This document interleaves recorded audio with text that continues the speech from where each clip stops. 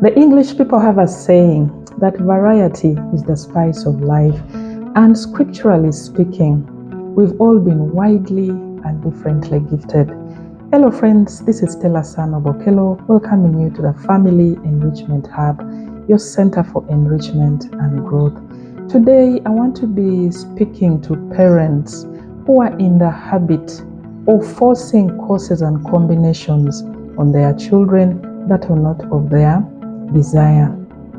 We all saw the news this week of a senior 5 child who committed suicide because the parent had allegedly forced her to do sciences instead of the arts that the child was interested in.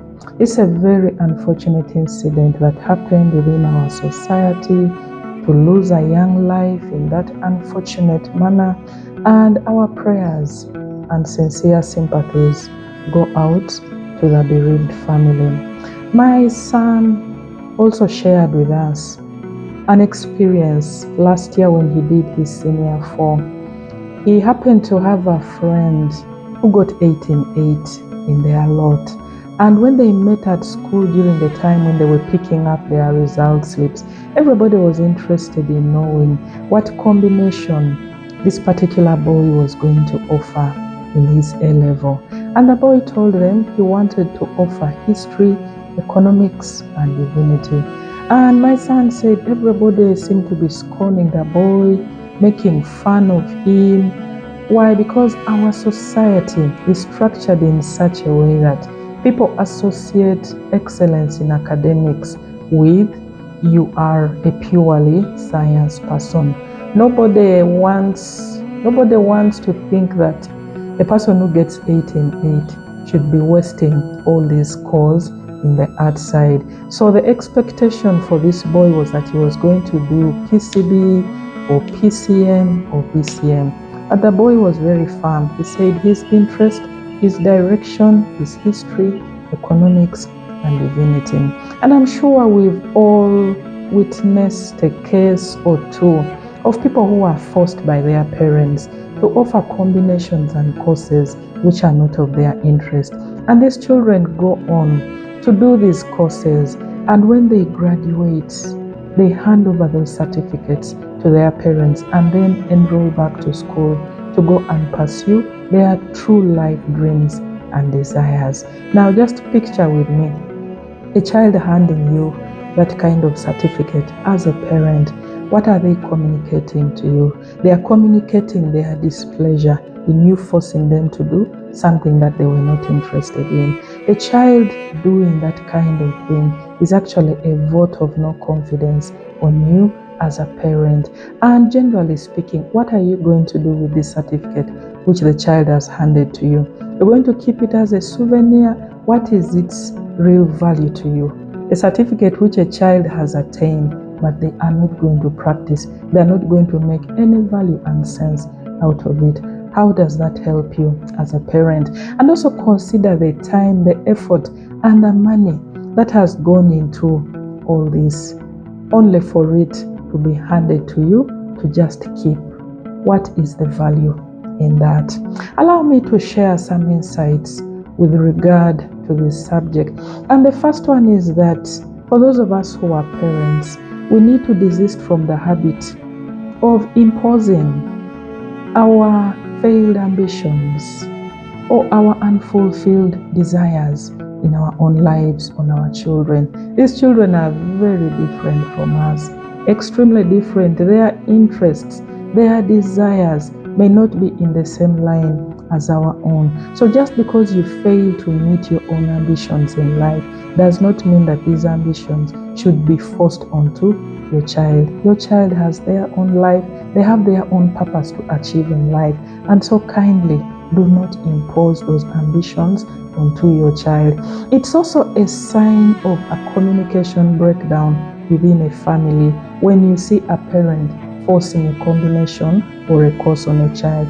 Why? Because as a parent who is actively involved in the life of your child, you're able to see the cues You're able to see the direction. You're able to observe the trajectory that your child is taking. And you know that this child is going to excel in a particular field, in a particular direction, because you've been involved, you've been engaging, you've been talking, you've been sharing ideas with your child. And so for you to just come up and begin dictating on what a child is going to do is a clear sign of communication actually died in your family a long time ago. And it's generally an oppressive and really abusive thing of parents to do, to force courses on their children. And many times children are victims of the traditional way of thinking, the old school way, if I may call it that way, where you hear a parent talking of, I must produce a lawyer in my family, I must produce an engineer, I must have a pharmacist, I must have an accountant within my family. And then you find yourself forcing your children in those directions in order to fulfill your own ambitions. I have no problem with these traditional courses. They are very good, because in my heart of hearts, I believe there are people who are truly called in that direction. But truth be told, not everybody is going to be an accountant, a doctor, an engineer. Not everybody is going to be a pharmacist. Not everybody is going to pursue these traditional courses. And so kindly allow the children to flow in the direction of their heart's desires and their interests. And my personal conviction is that it is better to be original in your area of interest than to be a fake copy in an area where you do not belong. Why? Because in your area of interest, you bring in the whole of your heart, you bring in your passion, you bring in your interest, you bring out your value, you reveal your purpose in life when you're operating within your area of interest than in the area where you are being forced to go in. And the general principle when selecting a course and combination for your child is that you should factor in these two things: their ability and their interest. What are their interests? What are their abilities? What are they capable of? Do not force a child to do something where clearly they do not have ability and they do not have a drive, they do not have a desire. We are told that a child who is forced in a particular subject, in a particular course, when their desire and interest is not in it, research indicates that their chances of succeeding in that particular field are really low. Why? Because they are being forced. They do not see the reason. They do not see the value that they are going to bring into this particular area. And so as parents, let's desist from the habit, from the practice of forcing and imposing courses and combinations onto our children that they are actually not interested in. And just imagine with me, you force your child to do a certain course and they have to practice in that particular discipline where you forced them for over 30 years in the career world. Just imagine 30 years of low energy, 30 years of very low drive, 30 years of fulfilling the dream of a parent. When are they going to have the time to fulfill their own personal desire and interest? So I encourage all of us, take the time to understand your children's desires, your children's interests, and factor these aspects when selecting for them what course they are going to do. And generally speaking, friends, life is so diverse and multicolored. Our opening quote told us that variety is the spice of life. Each of us brings something so different and so unique from another. This is how we contribute on the stage of life, by everybody bringing in their unique interest, their unique desire, their unique passion. Because we are not all going to be in the areas that our parents want us to be in. Everybody is uniquely gifted. And so it's our duty to identify these unique giftings in our children and allow them thrive in that aspect. And when they talk about we shall be the heads and not the tail, this thing used to confuse me so much, because I looked at it from the aspect of it relates to the academic world. And I always thought and said, but every term, every assessment, every test and examination, there will be the one who will be the first, and they'll be the ones who will be the last. So how can we all be the head when clearly all the time I noticed there are people who are always the last, until it dawned on me that indeed each of us has been called to excel and shine in a certain aspect in life. And so our duty as parents is to help our children, to focus them and direct them to their areas of interest, to their areas where they flow naturally.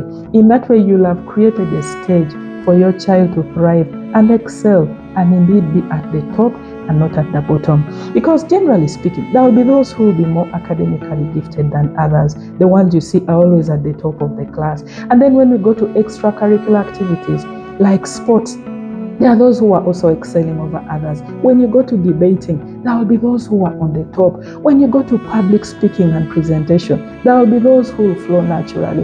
When you go to other disciplines like music, dance, and drama, there are also people who are going to be naturally gifted, and they will be the heads in that particular aspect. Bring it to real life, to careers. Not everybody is going to be a politician. Not everybody will be an agriculturalist.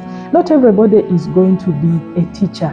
There will be those who will excel in all these different aspects. And so that brings us to the fact that for you to be the top and not the bottom, to be the head and not the tail, you have to be working in your area of gifting, in your area of calling. So allow children to take courses that fit into their callings, their giftings, and their interests. Do not allow your child to struggle with others who are enjoying their courses, because that was their natural interest, that was their natural desire. It is like buying an oversized shoe for your child or a very small shoe for your child. They will struggle wearing it. They may not even wear it because it doesn't fit their foot.